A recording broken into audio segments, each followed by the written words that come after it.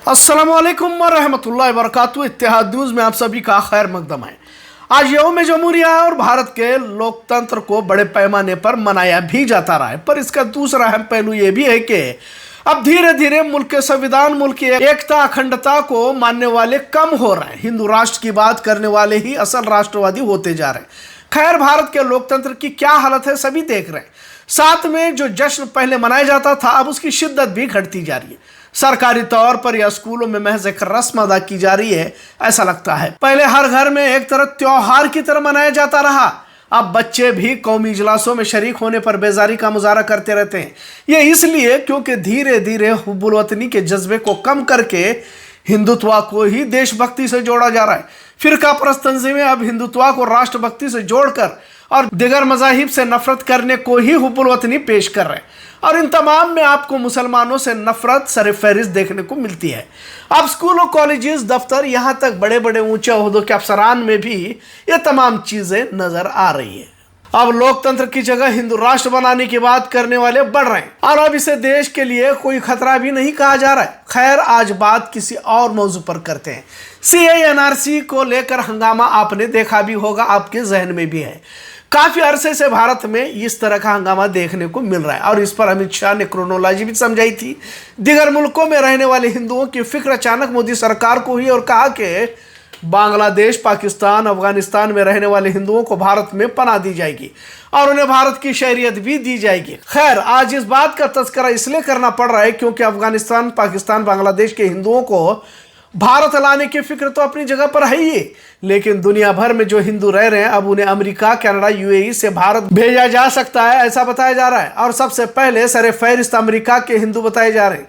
यह भी बड़ा अजीब मामला है कि भारत के सबसे करीबी दोस्त कहे जाने वाले डोनाल्ड ट्रंप ने 20 तारीख को हलफ बर्दारी तकरीब में पहला ऐलान ये किया कि जो लोग भी भारत के अमेरिका में रह रहे हैं, इन्हें वापिस भेज दिया जाएगा। एक रिपोर्ट के मुताबिक 25,000 भारतीयों को वापस भेजने का फैसला लिया गया है। खैर, अब भारतीय अमेरिका में पहुंचे कैसे और वहां कब से ये रह रहे हैं, लिहाजा इसकी कहानी यह है कि पिछले 125 साल से अमेरिका में जो भी बच्चा पैदा होता है उन्हें अमेरिकी शहरियत दी जाती रही है। जाहिर है, कुछ लोग जानबूझकर अमेरिका जाते और वही बच्चा पैदा करते ताकि बच्चे की शहरियत तो अमेरिका की रही, साथ में वालिदैन को भी शहरियत मिल जाती। कुछ लोग नौकरी के लिए अमेरिका जाते तो कुछ लोग विजिट वीजा पे अमेरिका जाते और वही बच्चा पैदा करते। अब ये तो नहीं कहा जा सकता कि सिर्फ बच्चा अमेरिकी शहरी है तो उसे छोड़कर वालिदैन लौट जाएंगे, लिहाजा बच्चे की देखभाल के लिए अमेरिका हुकूमत से गुहार लगाई जाती है और इसी तरह से ग्रीन कार्ड मिल जाता और वालिदैन भी अमेरिकी शहरी बन जाते।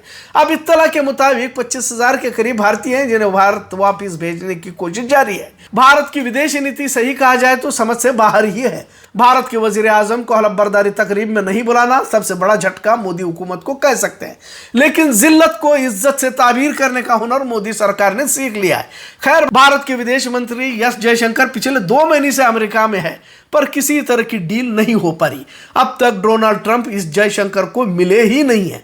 सबसे अहम बात यह है कि भारत अमेरिका के भरोसे अपने आप को दुनिया का ताकतवर मुल्कों की फहरिस्त में दाखिल करवाना चाहता है, जो कि अब मुमकिन नजर नहीं आ रहा। भारत की गिरती मईशत, बेकारी, बेरोजगारी, हिंदू मुस्लिम तफरका, महंगाई, ये तमाम ऐसे मसले हैं जिस पर अमेरिका के सहारे पर्दा डालना चाहते थे, लेकिन जब से डोनाल्ड ट्रंप ने सदारत की कुर्सी संभाली है, भारत को बिल्कुल नजरअंदाज कर रशिया को मदद करने की बात कर रहे हैं। इससे भारत की मुश्किलें और भी बढ़ सकती है। कुल मिलाकर भारत के अंदर का नफरती खेल उल्टा पड़ता दिखाई दे रहा है। खैर, बात दिगर ममालिक में बस रहे हिंदुओं की कर रहे थे और इसी को सिटीजनशिप अमेंडमेंट एक्ट कहा जा रहा था।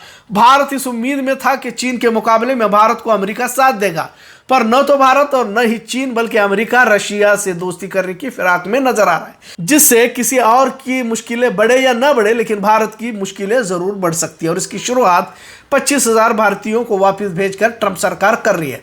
जहां भारत के मुसलमानों को परेशान करने के लिए कागजात पूछे जा रहे थे और दिगर मुल्कों के हिंदुओं को शहरियत दी जा रही थी और मुल्क भर में एक हंगामा बर्पा किया जा रहा था, अब खुद भारत सरकार अपनी ही मुसीबतों में गिरती जा रही है। भारत में मुसलमानों पर बढ़ती ज्यादतियां और हिंदुत्व तंजीमों का जुल्म जबर दिगर मुस्लिम ममालिकों में भी इस पर तस्करे किए जा रहे हैं। 40 लाख से ज्यादा भारतीय सिर्फ यूएई में रहने की बात कही जाती है, लिहाजा भारत में मुसलमानों पर ज्यादती का असर दिगर ममालिक में रहने वालों पर भी हो सकता है, ऐसा कहा जा रहा है।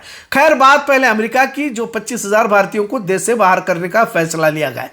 कनाडा में भी हिंदुओं पर हमले बढ़ रहे हैं। डोनाल्ड ट्रंप की हलफबर्दारी में दहशतगर्द पन्नू को बुलाया गया, पर वजीर आजम को नहीं बुलाया गया। चीन के जिनपिंग को भी मदऊ किया गया। आज के मौजू के पीछे मकसद यही था कि भारत के मुसलमानों को भारत के शहरी होने के कागजात पूछे जा रहे थे, पर हालात इस कदर पेश आ रहे हैं कि दिगर ममालिक से ही निकाले जा रहे हैं। मजलूम क्या है यूं ही जाया नहीं जाती, वक्त जरूर लगता है, पर हकीकत मंजर आम पर आ ही जाती है। अमेरिका का भारत मुखालिफ रवैया यकीनन भारत के अंधभक्तों को अजीब लग रहा हो, लेकिन सच्चाई यही है कि भारत में रहने वाले शहरी ही भारत की तरक्की फलाह बहबूदी के लिए सोच सकते हैं। भारत जैसे पहले था वैसे ही रखने की कोशिश करें। धर्म के आधार पर मुल्क कभी तरक्की नहीं कर सकता, बल्कि धर्म मुल्क की तनज़ुली का सबब जरूर बन सकता है। आज यौम जमहूरिया पर इस मुल्क की एकता अखंडता को बरकरार रखने की कोशिश करें, यही आज का पैगाम। आज का मौजू कैसा लगा इस पर जरूर कमेंट करें। इत्तेहाद न्यूज़ देखने के लिए शुक्रिया। अल्लाह हाफिज।